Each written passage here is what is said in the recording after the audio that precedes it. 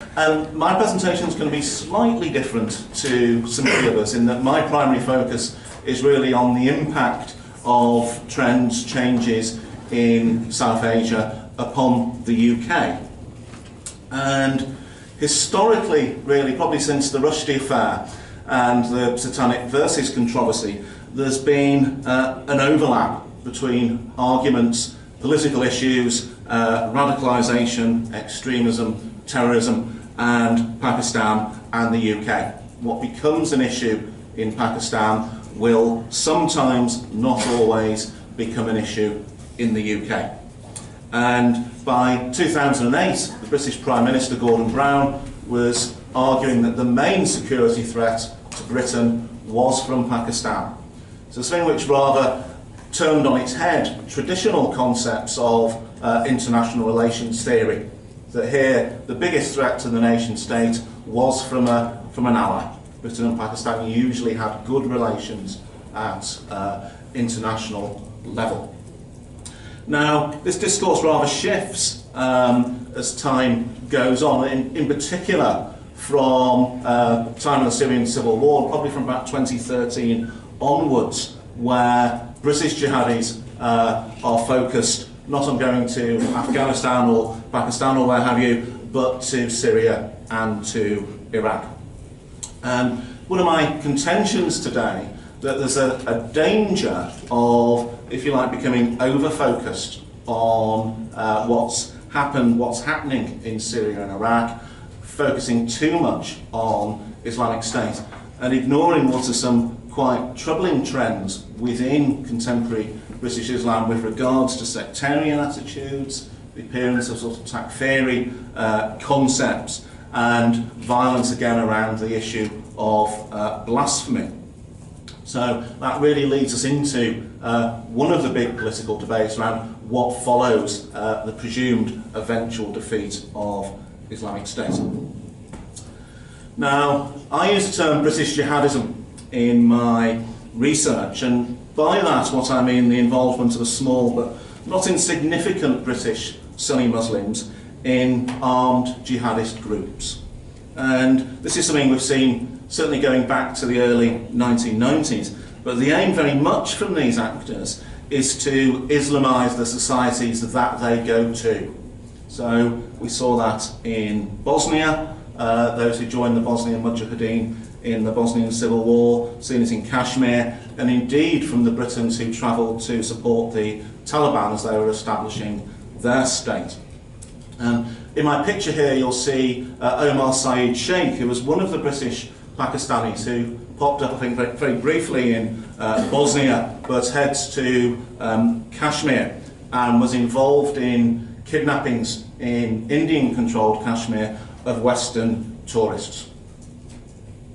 Now, it should have become increasingly clear to the authorities and indeed to representative organisations in the UK that the times they were a-changing.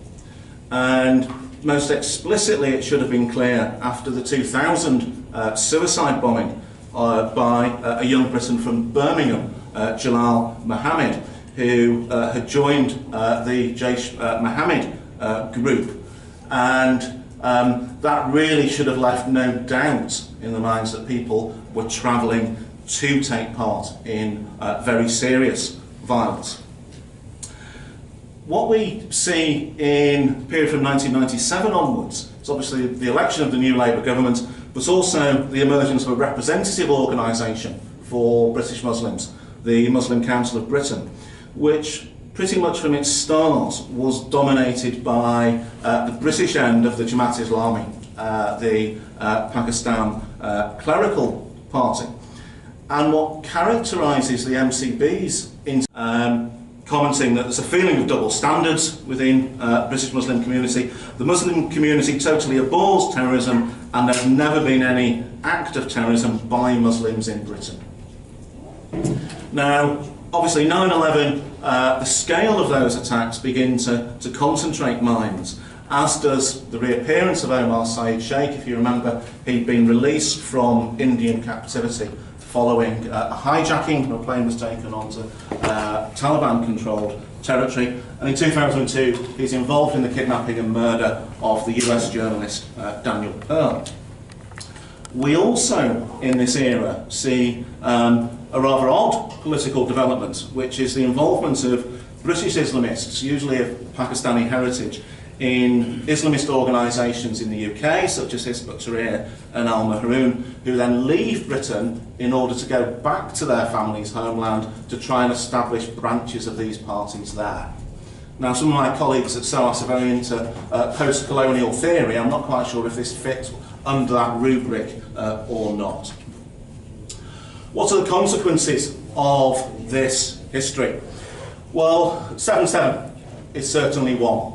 The 52 civilians killed in suicide bombings on the London transport system, and 2 of the 4 suicide bombers had trained in camps in Pakistan, and indeed they were the 2 to release suicide videos, presumably held and stored by comrades in Al-Qaeda or what have you.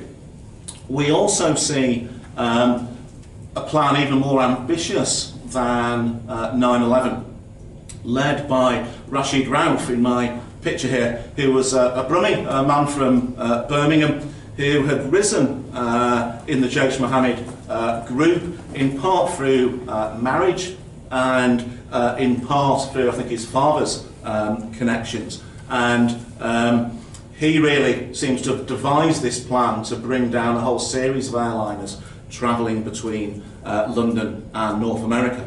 So that's the backdrop to Gordon Brown's visit to see the then President Zardari in 2008. And in a way, Brown didn't spare his host. He made an accusation that 75% of terrorist plots in the UK originated in Pakistan. Following on from that, the UK certainly doesn't stand back from the use of drone attacks that the United States launches in Pakistan. So, seen at least 9 Britons killed fighting in the country, the majority in drone strikes. Now, I mentioned the Muslim Council of Britain earlier. In a way, the earlier trends continue. Their main position statement on terrorism is a 2002 book, Quest for Sanity. And that's quite an interesting document because it brings in Khurshid Ahmed, one of the heavyweights in the Jamaat Islami, to really put forward a sort of conspiratorial view about 9/11. And the weight of the book is much more focused on how British media has reported Muslims, brings in elements of critiquing foreign policy, focusing on racism. There's actually more references in the book, for example, to Melanie Phillips, a controversial journalist who's accused of Islamophobia in the UK. There's more references to her than there are to Osama bin Laden. Touch very briefly there on conspiracy theory. I think this is one of the subjects which we never really talk about enough in terms of terrorism. Ahmed Rashid wrote a big article on the BBC website about the prevalence of conspiracy theories in Pakistan in 2009. And we know from data from the Pew Research Centre, there's no Muslim majority country in the world where a majority believe Al-Qaeda carried out 9/11. Policy Exchange think tank in the UK put forward data that less than 5% of British Muslims believe Al-Qaeda carried out 9/11. So to that backdrop, what price counter-terrorism policies? What price community buy-in or engagement? Now, the axis of our counter-terrorism discourse certainly shifts towards the Middle East, perhaps a bit more slowly than some researchers and academics now say. I think the British government was actually quite slow on this, but by the 2015 annual report of the UK's counter-terrorism strategy, there are only 3 mentions of Pakistan in the entire document. It's all about Syria, Iraq, Islamic State, etc., etc. And pretty much the proximity of Syria, the momentum afforded by Islamic State's declaration of a caliphate, and some cynics have pointed out there's also 5-star jihad in Syria, that Syria, much more economically developed perhaps than some of the areas of rural Pakistan or Afghanistan fighters were going to in the past, also encourages people to go. But the connections with Pakistan continue, and I just cite two examples there from the sort of open source material that I use. Another guy from the West Midlands, Hamian Tariq from Dudley, spent 2 years in Waziristan fighting there before going straight to Syria. We also have Dr. Mirza Ali, Pakistani doctor who moved to the UK, joined the Al-Maharoon group, is charged with taking part in some sectarian violence in London, jumped bail, goes back to Pakistan rather than to Syria, and is killed whilst fighting for the Pakistan Taliban, one of the factions. Now, really the sort of final section of my talk focuses on some of the trends that we've seen within British Islam and its interaction with trends in Pakistan. And I want to put forward really the view that two of the most troublesome killings by terrorist actors in the period this decade, killings of Salman Taseer, the governor of Punjab, and then the Pakistani minorities minister, Shahbaz Bhatti. And in the UK, we've certainly seen some vocal support for Mumtaz Kabri, who murdered Taseer. More generally in the UK, I mean, knowledge is usually pretty weak on issues around sectarianism, on the Sunni Shia question, and the Iraq and Syrian events have probably refocused a little bit attention on that. Mention some clashes in London, the Al-Maharoon group attacking some Shia, and also the Times did quite a bit of research in August 2015 on usually cases of low-level violence, intimidation, graffiti against mosques from the majority faith against the minority Sunni onto Shia. But there are more serious features, and I list now one of the banned Pakistani organisations in the UK. I hope people will tolerate my terrible pronunciation, the Sahaba, which is no doubt completely wrong, but the SSP by its abbreviation. And they've developed some real influence in Scottish mosques. Members of the Mosque Committee, Glasgow Central Mosque, and one of the Edinburgh mosques.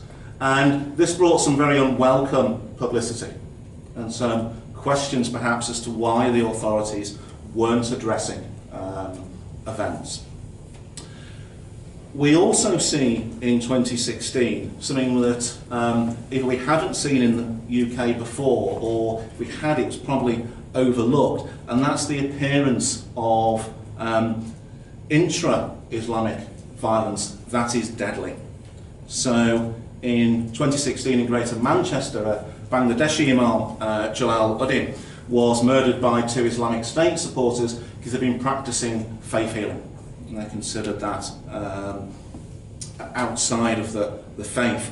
We also see, which I think was a first in the UK, the murder of an Ahmadi, Asad Shah, a Glasgow shopkeeper, by Tanweer Ahmed, who's the second man in my picture there, who'd travelled all the way from Bradford to attack Shah in his corner shop. And Ahmed, since his conviction, has been able to proselytise from prison. There's been recordings released of his commentary on events in Pakistan where he calls for further attacks on Ahmadis and on people guilty of blasphemy. Previous speaker touched on social media and its importance, and you'll see the combining really of these two men as icons. This is a still I've taken from a YouTube video that pays tribute to both men and really links their case, sort of two sides of the same coin, if you like, two fighters in the same struggle. And it's interesting that this led in the House of Commons to, I think, a greater focus on one of the Barelvi groups, the Katam, who've regularly sent speakers on tours of UK mosques, and indeed some quite mainstream mosques, as they'd sometimes be referred to in the media, but Siobhan MacDonald, the Labour MP who really asked the Foreign Office what they were doing here, her critique focused on the lack of knowledge that some of these Pakistani clerics in Urdu appeared to be supporting Mumtaz Qadri, Tanweer Ahmed, and yet were getting visas to come to the UK. And the accusation she made on the floor of House was very much this was simply a lack of language skills in the British Embassy in Islamabad.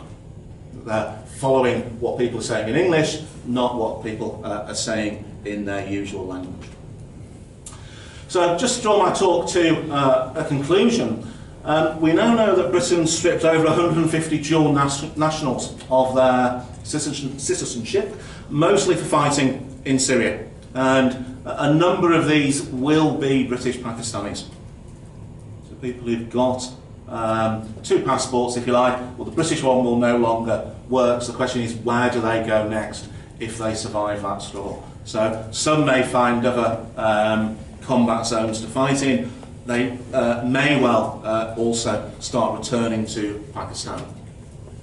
Now, I put forward the view there's some worrying trends, some worrying issues within British Islam, some of which relate to Syria, but others in terms of sectarianism, in terms of blasphemy codes, are influenced very much by events in Pakistan, by speakers, by clerics, etc., etc.